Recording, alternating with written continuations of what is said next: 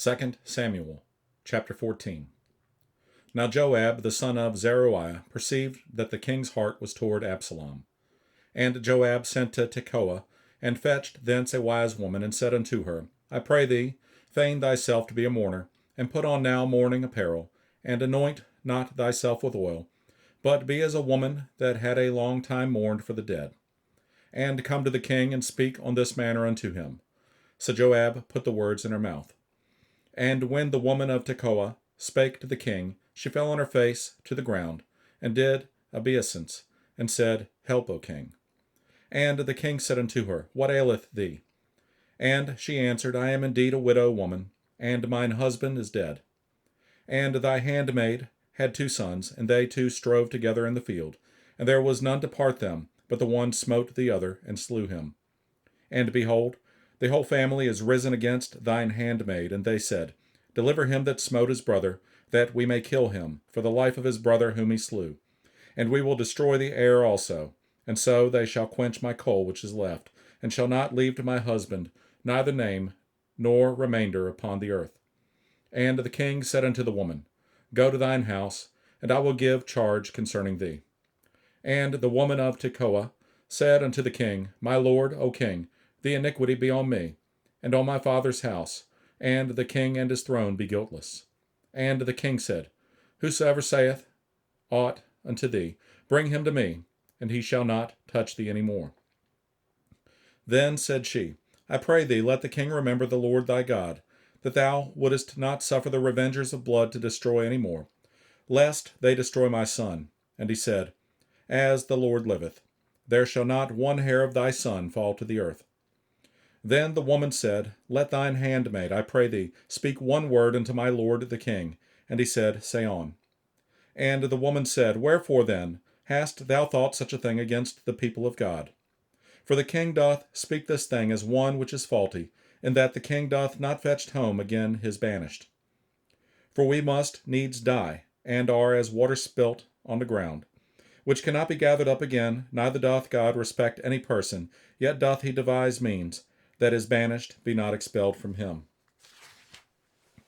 Now therefore, that I am come to speak of this thing unto my lord the king, it is because the people have made me afraid, and thy handmaid said, I will now speak unto the king. It may be that the king will perform the request of his handmaid.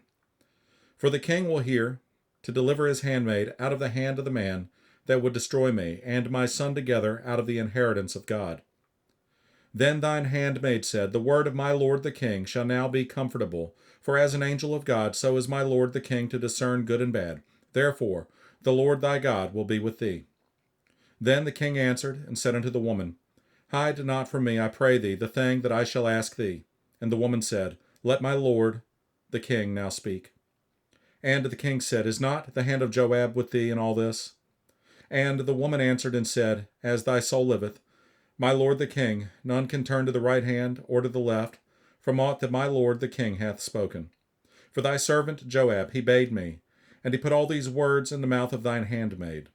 To fetch about this form of speech hath thy servant Joab done this thing, and my lord is wise, according to the wisdom of an angel of God, to know all things that are in the earth. And the king said unto Joab, Behold now, I have done this thing. Go therefore, bring the young man Absalom again. And Joab fell to the ground on his face, and bowed himself and thanked the king. And Joab said, Today thy servant knoweth that I have found grace in thy sight, my lord, O king, and that the king hath fulfilled the request of his servant.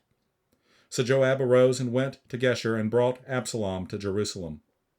And the king said, Let him turn to his own house, and let him not see my face. So Absalom returned to his own house, and saw not the king's face.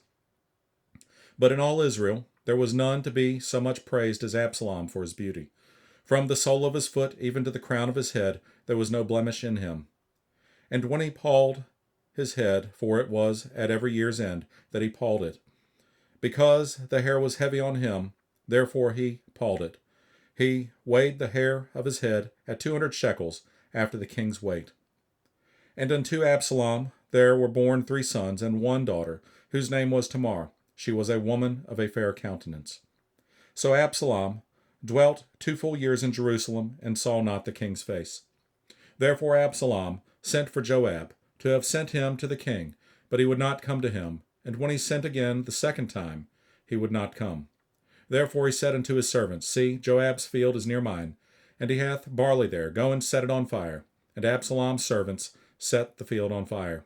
Then Joab arose, and came to Absalom unto his house, and said unto him, Wherefore have thy servants set my field on fire? And Absalom answered Joab, Behold, I sent unto thee, saying, Come hither, that I may send thee to the king, to say, Wherefore am I come from Geshur? It had been good for me to have been there still. Now therefore let me see the king's face, and if there be any iniquity in me, let him kill me. So Joab came to the king and told him. And when he had called for Absalom, he came to the king and bowed himself on his face to the ground before the king, and the king kissed Absalom.